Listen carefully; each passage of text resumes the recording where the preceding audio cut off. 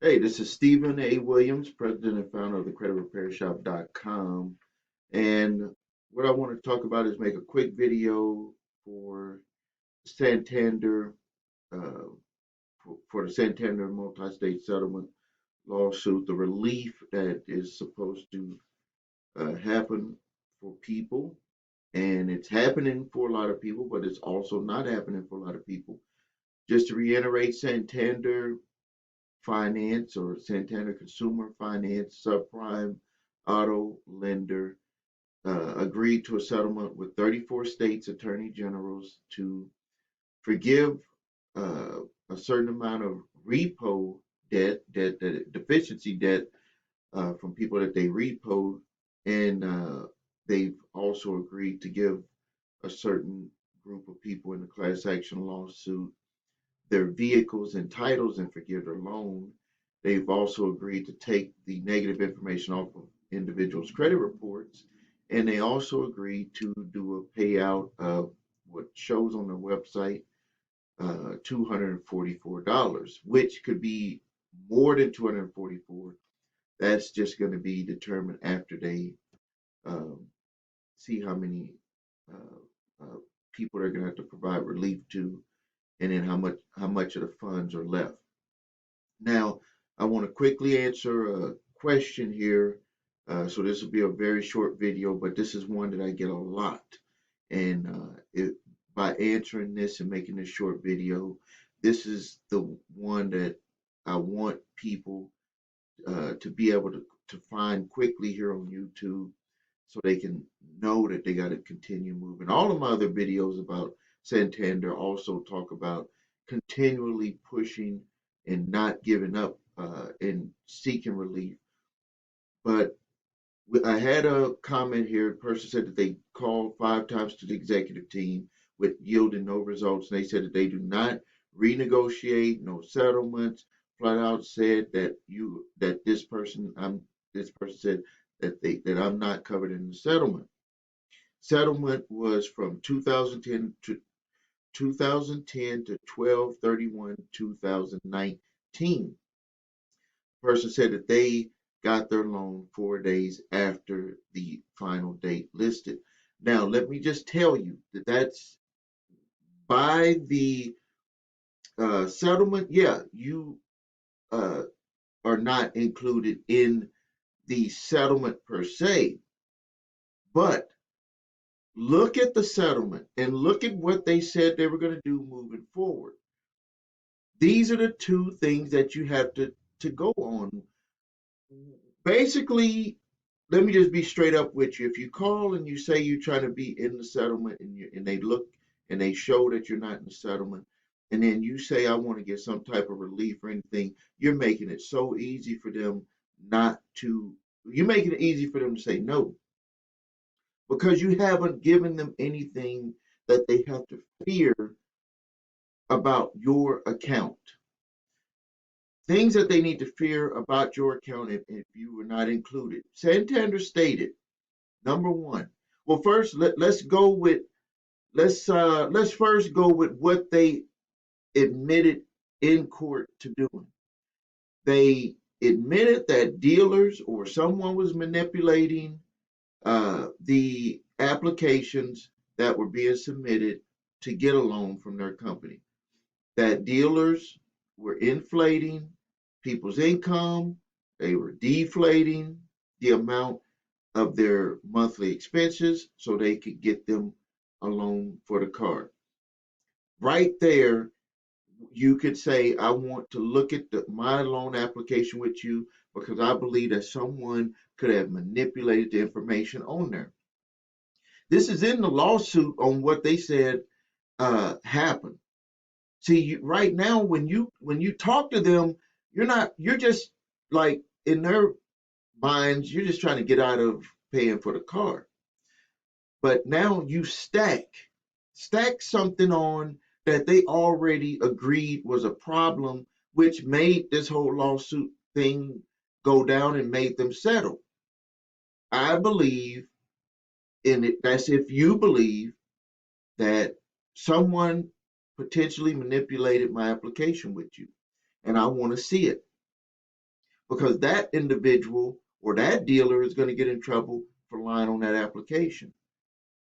Next part is that they were power booking, which is where they would stack on saying that the vehicle was worth a certain amount, and they wasn't even putting stuff on the car. So you want to see, what does Santander have internally about what your car is? Because someone potentially in that car dealer's office said that the car had a certain value, had certain equipment, certain things on there, or they were uh, grossly inflated. That's another brick that you stack on when you're talking to the executive team.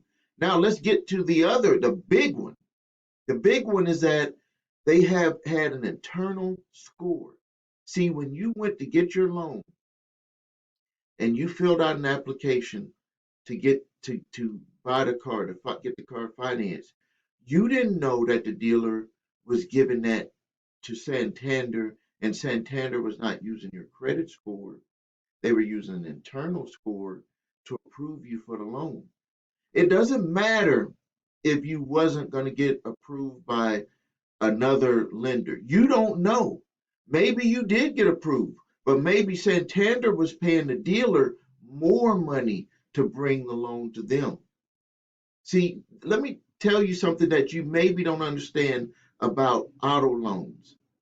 They don't just make money when they sell you the car. They don't just say, well, we bought the car at this amount, or it was $10,000 and we're going to sell it for $15,000. They don't just make money that way. They make money by selling your loan or bringing your loan to the finance company. They make money both ways. They make money on the interest rate that they bring to that particular lender, the points, they're going to make a percentage of those points, and then they're going to also make the profit on selling the car to you. So they're making money two ways. And then they stack on all these insurances and different uh, warranty stuff, all of that. So they're not just making the money selling the car. So you could say, I believe that there's a problem. Number one, that I potentially could have been financed through someone else that would have gave me a better interest rate, because what you're really upset about is that you have this exorbitant interest rate with Santander, where you've been paying for 4 or 5 years on a car and you paid off $200 on the car. That I get that all the time here on YouTube, all the time. So you could say, if you believe this, if you believe this is what your situation is that number one, I didn't know about an internal score, and Santander admitted to not notifying people of an internal score. That's a huge problem, because lenders, I mean, dealers could just be bypassing and pretending that they're running your credit, or even just running it, but they were only going to really present it to Santander. Or they were going to tell the other lenders that also wanted to buy your loan, they chose Santander. You don't know this. And that's why you got to make a whirlwind of, force when you talk to the executive team, and you need to have this information that I'm telling you. This is where you fight, because all they're going to think is you're just trying to get out of paying for a car. You need to tell them, these are the things that I have problems with right here. We haven't even gotten to the car yet. I believe that my application could have been manipulated. And according to the Fair Credit Reporting Act, uh, all you have to maintain all that information. You have to maintain all of that information. Really, forgive me, the lending, the laws in lending, they have to maintain everything that they did to give you your loan, because if any auditors come in, and they want to find out why these loans were given, this they have to provide that information. They have to have it readily available. So they have your application, they have your contract, they have what the dealer said, and if they don't have it, you've just backed them into a corner to move for relief. And then now let's get to this part about not renegotiating and not doing settlements. We have people that are not even in the 34 states. They're not in the 34 states, and they've been able to renegotiate either a lump sum settlement to pay the car off, get the title for a small amount. Uh, like one guy had 20,000, settled for 5. Another lady 13,000, settled for 1,500. They are doing settlements, and they are also renegotiating interest rates. They were renegotiating interest rates way back in May. When I first started talking about this, Santander was renegotiating interest rates with people. When you get on that phone with them, you can't have this mentality that you're going to lose. Don't get on the phone thinking and saying they're about to tell me no. Don't get on the phone and start putting in the back of your mind, you're going to lose. This is going to be like it always has been for me all the time. Get on that phone, and in your mind, you have your resolution of what you want, your ultimate resolution. And then you don't get off that phone until you can say, until you get them to say, what is some potential resolutions that they could have so you can move forward, because you have some problems with the things that I just stated, with the application, with the contract, with the internal score, with manipulating your application with information that's not true, not by you, potentially by the dealer. You want to review all of that information, because you potentially might be wanting to have your own lawsuit filed because of what was on that application that was manipulated. Or maybe you want to file, you're building your information so you could file a lawsuit or turn in a complaint about the dealer that you dealt with. Get them back on their heels. Make them push back on them with information that they are worried about. This is stuff that could get them to where they won't be able to do loans, or where they have to do a total I don't know, can't find the word, but they would have to do a total uh, refurbish, for lack of a word, of their whole business practices because of problems like this. If this persists, like this could be some bad news if a lot of people started pushing hard on this, that were for people that were not included. We're talking about people that were not included, pushed hard on this. This is a problem because this goes further than just dealing with the dealers. I mean, dealing with Santander. This goes into dealing with all of those thousands of car dealers that are out there. And trust me, some of those car dealers, they won't make it unless they're able to do loans.